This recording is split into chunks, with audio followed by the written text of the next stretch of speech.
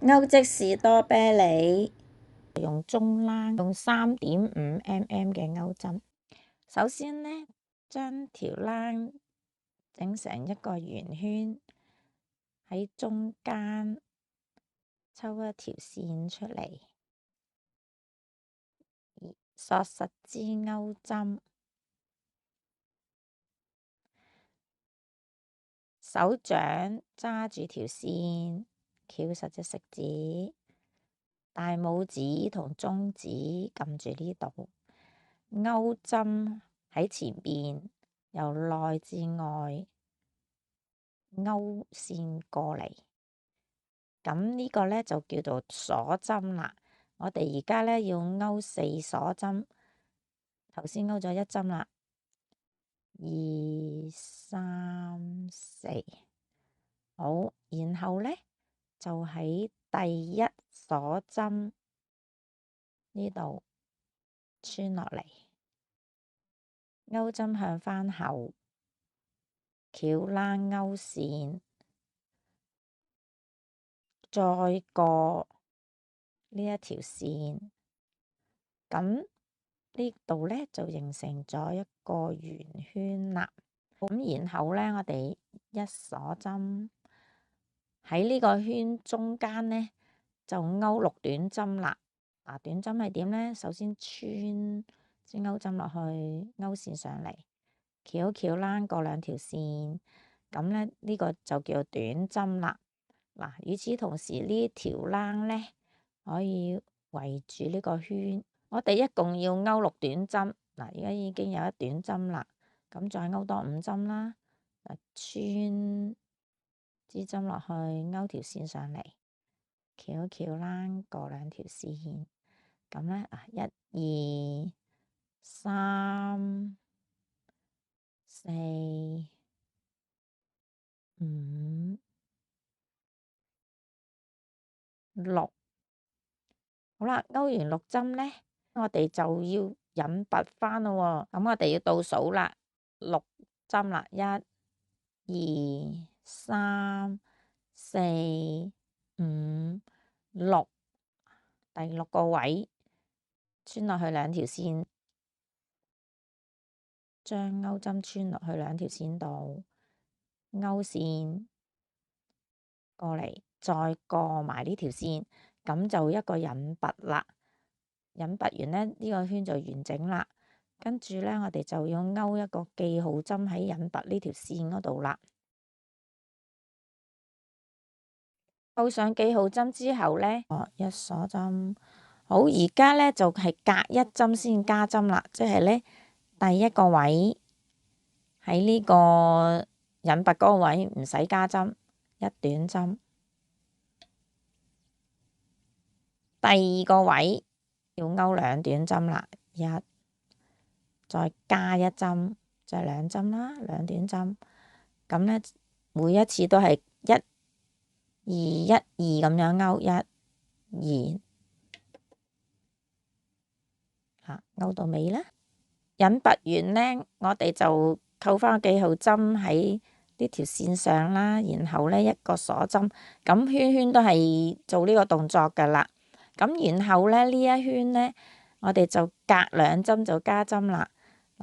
第1針記住係喺引拔嗰個位度嘅，1針短針。第2個位又係1針短針。好啦，第3個位呢，就要2針短針啦，即係加多1針啦。咁呢圈呢，就係1、1、2咁樣，1、1、2咁樣一直勾至尾啦。呢一圈呢，就唔使加針啦，1鎖針，每一個位置勾1針，共有12針。呢一圈呢，我哋就隔1針加針，第1個位置1針，第2個位置勾2針，1、2、1、2，用呢個方法一直勾到結尾啦。然後下3行呢，我哋都唔使加針，就每一個位置勾1針。呢一行呢，我哋要隔1針減針啦，咁又係一個鎖針啦。然後第一個位置我哋勾一短針，跟住呢要減針咯喎，第二個位置勾條線上嚟，喺第三個位置又勾一條線上嚟。咁當勾針有3條線，翹一翹啦，過呢3條線，咁就2合1啦。咁又用呢個方法勾到結尾，然後呢就入棉花，跟住呢，呢一行又繼續減針啦。咁一鎖針啦，然後呢2針合1啦，喺第一個位置勾條線上嚟，第二個位置又勾一條線上嚟。當勾針有3條線，就翹一翹啦，過呢3條線，咁用呢個方法勾到結尾。最後呢一圈呢，都係2合1，咁啊勾到結尾啦。將條線拉高，成為一個圓圈。將條線剪咗啦，就穿入呢個圈裏邊，索實。多餘嘅線呢，就穿返入去士多啤梨呢度，再有多餘嘅呢，就可以剪咗佢。而家我哋就勾個莖同埋葉，咁就喺個士多啤梨中間呢，勾條線上嚟。短呢條線呢，就將佢穿入士多啤梨度隱藏咗先，唔好阻住。然後呢，就勾6鎖針，跟住就喺第4個鎖針1、2、3，第4個鎖針度呢，開始引拔嗱，咁樣將勾針穿入去，勾條線上嚟，再過呢條線，就下一個位置咁引拔，一共4次，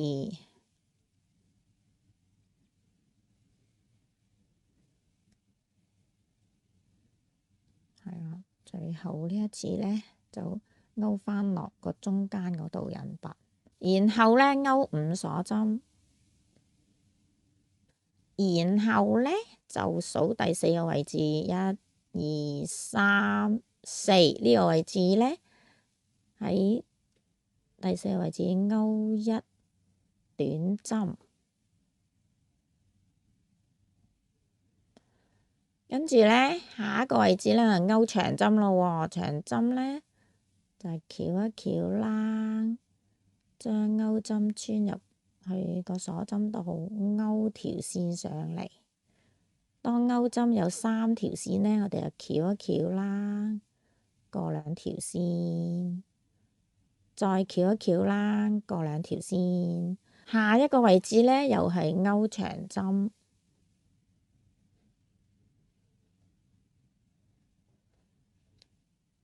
最後呢個位置呢，我哋就勾一短針。然後呢，就引拔啦，喺下一個位置嗱，你可以勾落去下一圈嘅。如果你想勾多幾塊，咁呢，我哋就喺下一個位置引拔。用呢個方法勾幾塊葉，每一次引拔呢，你就圍住呢個圈，咁令到個莖喺中間，咁就 OK。而家我就圍咗呢條莖呢，就勾咗5塊葉。咁呢個莖呢，其實你可以用啡色毛冷都得嘅。咁好，最後呢，我就將條線拉高啦，將呢條線剪斷咗就穿落呢一度鎖實，跟住呢，就將呢一塊葉縫落去呢個士多啤梨度啦。咁就縫一半就夠啦，喺葉嘅中間一半穿條線啦，然後呢，就縫落呢個士多啤梨嗰度。咁樣啦，將線穿到去嗰塊葉嘅底部先，跟住呢，就喺塊葉嘅一半穿線，呢一直沿住佢，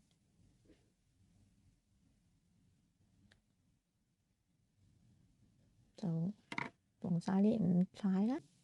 如果呢，你呢度呢，見到啲紅色線呢，咁我哋就可以穿返條綠色嘅線落去冚返去啦。要將佢跨過喺面拉返啲綠色線呢，咁就唔會見到嗰啲紅色線，就靚啲啦。咁最後呢，又係將條線穿返入個士多啤梨嗰度，隱藏咗啦。再有多就可以剪咗佢。最後呢，我哋可以用線呢，隨意穿一啲不規則嘅點點呢，就做個種子啦。咁呢，穿上嚟啦，跟住下一個位置咁樣拉線，